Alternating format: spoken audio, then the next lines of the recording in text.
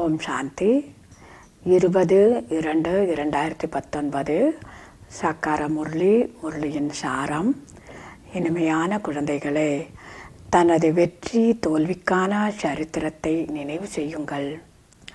இது சுகம் மற்றும் துக்கத்தின் விளையாட்டாகும். இதில் 3/4 பங்கு சுகம், 1/4 பங்கு துக்கம் இருக்கிறது, சரிசமமாக கிடையாது. கேள்வி: இந்த எல்லையற்ற நாடகம் மிகவும் அதிசயமான நாடகமாகும். எப்படி? பதில்: இந்த எல்லையற்ற நாடகம் மிகவும் அதிசயமானதாகும். முழு உலகில் ஒவ்வொரு வினாடியும் என்ன நடைபெற்று கொண்டிருக்கிறதோ அது மீண்டும் மீண்டும் அவ்வாறே திரும்பவும் நடைபெறும். இந்த நாடகம் பேன் போன்று ஊர்ந்து கொண்டிருக்கிறது. டிக் டிக் என்று சென்று கொண்டிருக்கிறது. ஒரு டிக், அதாவது ஒரு செகண்ட், ஒரு டிக் ஒரு வினாடி போன்று அடுத்த வினாடி இருக்கவே இருக்காது. அதனால்தான் இது மிகவும் அதிசயமான நாடகமாகும்.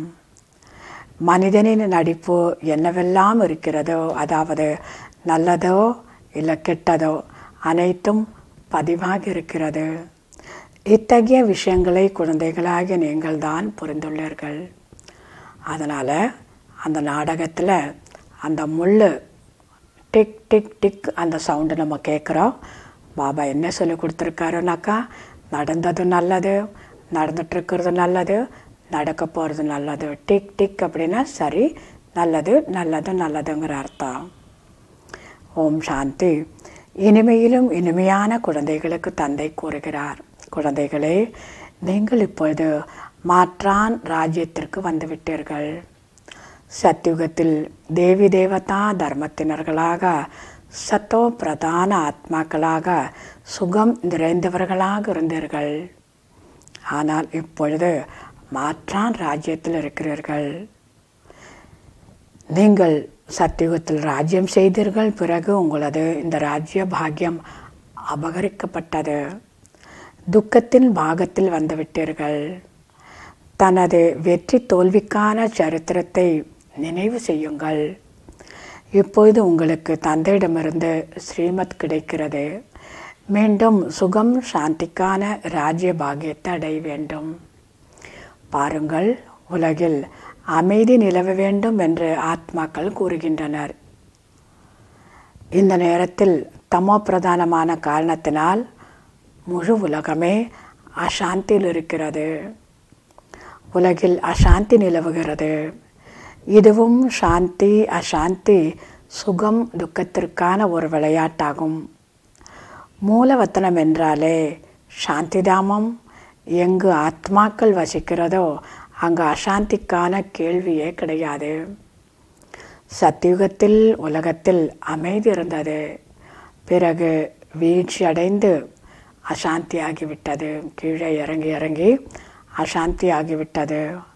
பாபா கூறுகிறார், குழந்தைகளாகி உங்களை தவிர தந்தையாகி என்னை யாரும் அறிய முடியாது. நான் தான் உங்களுக்கு என்னுடைய அறிமுகத்தையும் இந்த சிருஷ்டியினுடைய முதல் இடை கடைசியின் அறிமுகத்தையும் கொடுத்திருக்கிறேன். உங்களை நாஸ்திகர்களிலிருந்து ஆஸ்திகனாக ஆக்கியிருக்கிறேன். 3 லோகங்களையும் நீங்கள் இப்பொழுது அறிவீர்கள். பாரதவாசிகள் கல்பத்தினுடைய ஆயுளை அறிந்து கொள்ளவில்லை. தந்தை குப்த வேஷத்தில் மாற்றான் தேசத்திற்கு வந்திருக்கிறார். பரம்பிதா பரமாத்மா அனைத்து ஆத்மாக்களுக்கும் ஒருவரே ஆவார். குழந்தைகளே, ஒவ்வொரு முக்கிய தர்மத்தின் தலைவர்களுக்கும் இந்த ஞானத்தை போய் சொல்ல வேண்டும். தர்மத்தை ஸ்தாபனை செய்யக்கூடியவர்கள் அவரவர்களுடைய தர்மத்தை ஸ்தாபனை செய்கின்றனர். ராஜ்யத்தை ஸ்தாபனை செய்வது கிடையாது. தர்மத்தை மட்டும் ஸ்தாபனை செய்வார்கள், ராஜ்யத்தை ஸ்தாபனை செய்வதில்லை. அவர்களுக்கு பின்னால் அனைவரும் வருகின்றனர். ஆனால் ஒரே ஒரு பரம்பிதா பரமாத்மா மட்டுமே தர்மம் மற்றும் ராஜ்யம் இரண்டையும் ஸ்தாபனை செய்கிறார். ஆகவே அனைவரையும் திரும்பவும் அழைத்து செல்பவர் யார்? இந்த விஷயத்தை அனைவருக்கும் புரிய வைக்க வேண்டும். தேவதைகளை விட உயர்ந்தவர்கள் வேறு யாருமே கிடையாது. ஆகையால் அந்த சத்தியுகத்தில் குருவிடம் செல்ல வேண்டிய அவசியமே இல்லை. இங்கு பாருங்கள், பல குருக்கள் இருக்கின்றனர். சத்குரு ஒரே ஒருவர்தான். சத்குரு அக்கால் என்று சீக்கியர்களும் கூறுகின்றனர். அந்த சத்குரு அழியாதவர், சத்தியமானவர். அவர் காலனுக்கெல்லாம் காலன், மகா காலன் ஆவார். உலகிய காலன், அதாவது அந்த காலன் யமதர்மர் ஒருவரைத்தான் அழைத்து செல்வார். ஆனால் தந்தை கடைசியில் அனைவரையும் அழைத்து செல்கிறார். அதனால்தான் அவருக்கு காலன்களுக்கெல்லாம் காலன், மகா காலன் என்ற பெயர் இருக்கிறது. தந்தை கூறுகிறார், குழந்தைகளே, எனக்கு அவப்பெயர் ஏற்படுத்தாதீர்கள், என்னுடைய பெயரை கெடுக்காதீர்கள். நான் உங்களை சொர்க்கத்திற்கு எஜமானர்களாக ஆக்குகிறேன் எனில் தெய்வீக குணத்தையும் தாரணை செய்ய வேண்டும். யாருக்கும் துக்கம் என்பது கொடுக்கவே கூடாது. குழந்தைகளே, இப்பொழுது நீங்கள் சத்தியம் என்ற படகில் அமர்ந்திருக்கிறீர்கள். இப்பொழுது நீங்கள் சத்தியம் எனக்கூடிய படகில் அமர்ந்திருக்கிறீர்கள். இறைவா, எனது படகை அக்கறைக்கு கொண்டு செல்லுங்கள் என்று பாடுகின்றனர். அக்கறைக்கு கொண்டு செல்லும் படகோட்டி இப்பொழுதுதான் கிடைத்திருக்கிறார். அந்த படகோட்டி இப்பொழுது கிடைத்திருக்கிறார். வைஷாலயத்திலிருந்து சிவாலயத்திற்கு அழைத்து செல்கிறார். அவரை தோட்டக்காரன் என்றும் கூறுகிறோம். முட்கள் நிறைந்த காட்டை மலர் நிறைந்த தோட்டமாக ஆக்குகிறார். எப்பொழுது தேவி தேவதா தர்மம் மறைந்து போய் விடுகிறதோ அப்பொழுது ஒரு தர்மத்தை ஸ்தாபனை செய்வதற்கு பகவான் வரவேண்டியதாக இருக்கிறது. ஸ்ரீமத் மூலமாக நீங்கள் தனக்காகவே சொர்க்கத்தை ஸ்தாபனை செய்து கொண்டிருக்கிறீர்கள். நீங்கள் என்ன செய்தாலும் அது உங்களுடைய நன்மைக்காகத்தான் என்பதை மறக்க வேண்டாம். நல்லது. தாரணைக்கான முக்கிய சாரம். முதலாவதாக, தந்தைக்கு சமமாக அன்பு கடலாக ஆக வேண்டும், தவிர துக்கக்கடலாக அல்ல.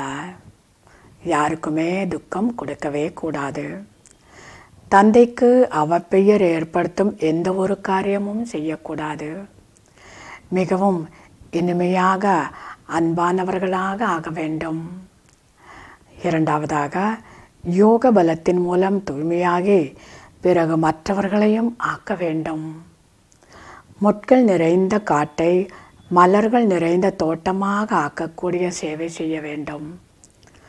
நமது இனிய பாபா தந்தையாகவும் இருக்கிறார், ஆசிரியராகவும் இருக்கிறார் என்ற குஷியில் சதா இருக்க வேண்டும். அவரை போன்று இனிமையானவர் வேறு யாரும் கிடையாது.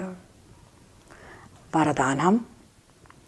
விசேஷத்தன்மையின் சமஸ்காரத்தை இயற்கையான இயல்பானதாக ஆக்கி சாதாரண தன்மையை முடித்து விடக்கூடிய மறுபிறவி எடுத்தவர் ஆகுங்கள். உங்களுடைய இயல்பான இயற்கையான சமஸ்காரமே விசேஷத்தன்மைகள். ஆக இந்த விசேஷத்தன்மைகளை உங்களுடைய நேச்சராக நீங்கள் ஆக்கிக்கோங்க. சாதாரண தன்மை என்பது தானாகவே முடிந்துவிடும். சாதாரண தன்மைக்கு முடிவு கட்டக்கூடிய மர்ஜீவா ஜனம் அப்படிங்கிறார். மறுபிறவி எடுத்தவர் ஆகுங்கள். விளக்கம். எது இயற்கையாக உள்ளது அது தானாகவே காரியமாற்றம் யோசிக்கவோ உருவாக்கவோ அல்லது செய்யவோ தேவை இருக்காது. தானாகவே அது நடக்கும். அதற்காக யோசிக்கிறதுக்காகவோ உருவாக்குறதுக்காகவோ நம்ம முயற்சி செய்ய வேண்டிய அவசியமே இருக்காது. எது இயற்கையாக உள்ளதோ ஆனால் தானாகவே நடைபெறும். அத்தகைய மறுபிறவி எடுத்த பிராமண ஆத்மாவினுடைய இயல்பே விசேஷ ஆத்மாவினுடைய விசேஷத்தன்மைதான். மறுபிறவி எடுத்தவர்கள் பிராமணர்கள் அப்படின்னாலே விசேஷத்தன்மைகள் இயல்பான குணமாகவே இருக்கணும். அது இயல்பாகவே விசேஷத்தன்மைதான் வெளிவரணும். இந்த விசேஷத்தன்மைதான் இயற்கையான இயல்பானதாக ஆகி ஒவ்வொருவரின் மனதிலிருந்தும் வெளிப்பட வேண்டும். எந்த மாதிரியான விஷயம் வெளிப்படணும்?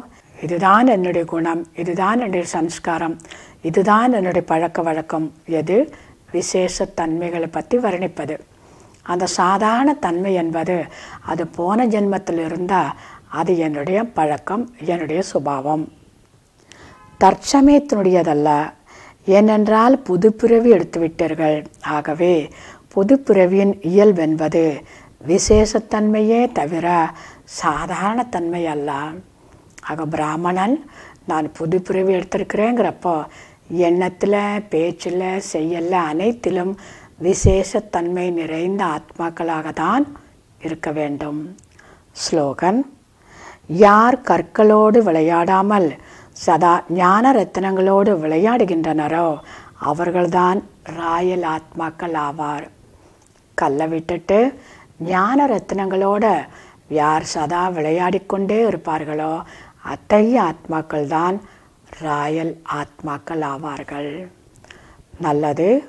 இனிமையிலும் இனிமையான 5000 வருடங்களாக காணாமற் போய் மீண்டும் கண்டெடுக்கப்பட்ட செல்ல குழந்தைகளுக்கு தாய் தந்தை பாப்தாதாவின் அன்பு நினைவுகள் மற்றும் காலை வணக்கம். ஆன்மீக குழந்தைகளுக்கு ஆன்மீக தந்தையின் நமஸ்காரம்.